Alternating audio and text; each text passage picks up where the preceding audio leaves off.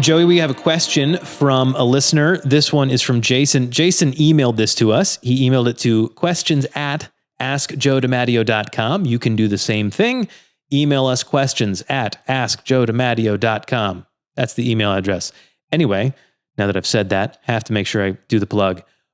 Jason wanted to know, why does it seem like our bodies wait for us to go on vacation to get sick?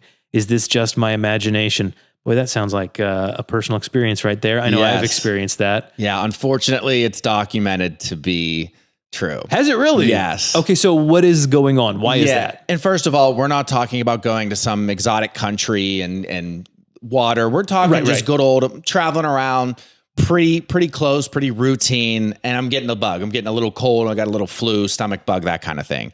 So why does that occur? Like so many things, it's a combination of various factors.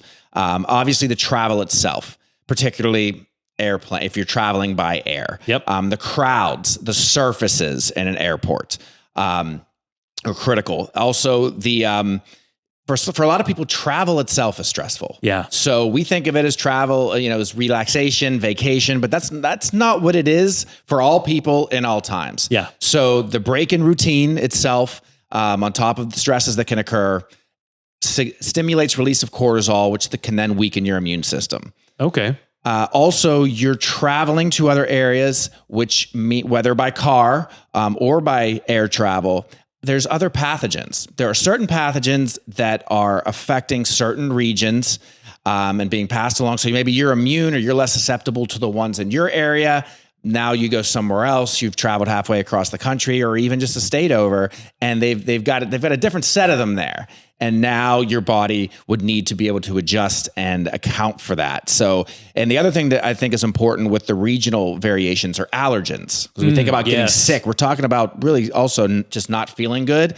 And whether it's pollen or whatever the case may be, you've got a significant difference in air contaminants and air things that can bother you. Yeah, anybody that's new to Tennessee, especially Middle Tennessee, has experienced that. We have an allergy season that's second to none. That makes sense. Okay, so what can be done when you are about to travel? Is there anything that can be done to help fortify yourself to keep from getting sick? I think number one, like we talk about so often, is lifestyle is the basics. What happens a lot of times, speaking in general, when people go on vacation, they're staying up later, maybe or getting up earlier. Their sleep routine's broken. They're often sleeping worse. Alcohol is a significant part of a lot of people's travel and vacation. Alcohol directly decreases the immune system, has a negative effect. Also can affect stress levels and cortisol. And sleep. Yes, and sleep and the quality of sleep, REM sleep, exactly.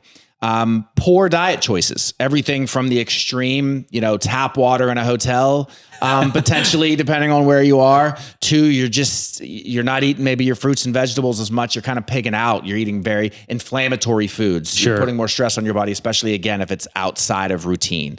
So all of these things can contribute. Hydration is critical as well, especially again, if you're traveling by air.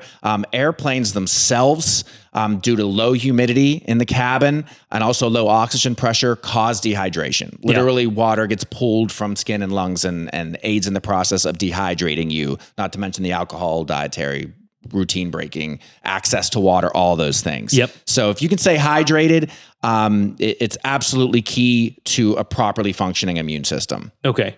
So the basics, though, it's not groundbreaking stuff, but wash your hands, especially in the airport, as many times as you can within reason. Honestly, that's going to be number one in terms of the airport and airplane itself. Yep. We discussed staying hydrated, but also regarding climates, warm clothes.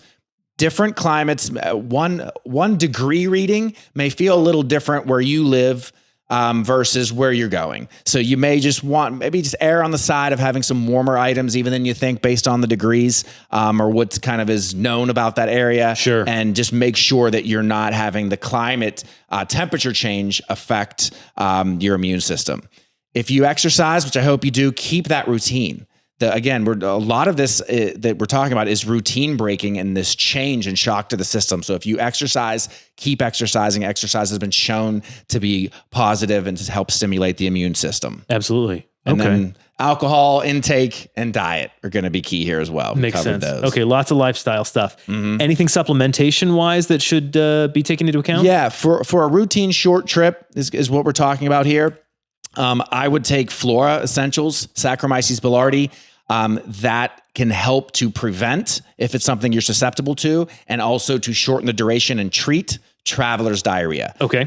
That's again, they call it traveler's diarrhea for a reason. Yeah. But any of the stomach bugs, even the colds and things like that, when you can help to rebalance your gut microbiome, you're at least giving your body the best chance to have the proper immune functioning moving forward to help fight that off. It's not going to cure or prevent 100%, but you're giving your body the tools. Okay. Flora Essentials. Anything else?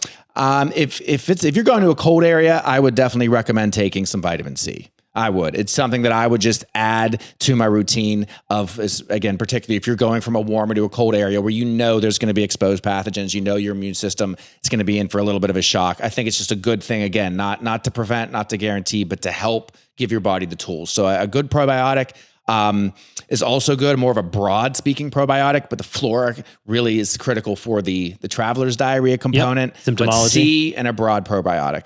I love it. I love it. Very cool. Jason, I hope that helps. Good luck. Enjoy your travels. And don't get sick.